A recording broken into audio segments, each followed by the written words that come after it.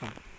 தேமுதிக தலைமை கழக ஆணைக்கு இணங்க அரியலூர் மாவட்ட ஆட்சியர் அலுவலகத்தில் அக்கட்சியின் மாவட்ட செயலாளர் தலைமையில் கோரிக்கை மனு வழங்கப்பட்டது. அந்த மனுவில் கள்ளக்குறிச்சி விஷசாராய வழக்கை உடனடியாக சிபிஐக்கு மாற்ற வேண்டும் எனவும், இதற்கு திமுக அரசு முழு பொறுப்பேற்க வேண்டும் எனவும், மதுவிலக்குத்துறை அமைச்சர் எஸ். முத்துசாமி உடனடியாக பதவி விலக வேண்டும் எனவும் கோரிக்கை விடுத்தனர்.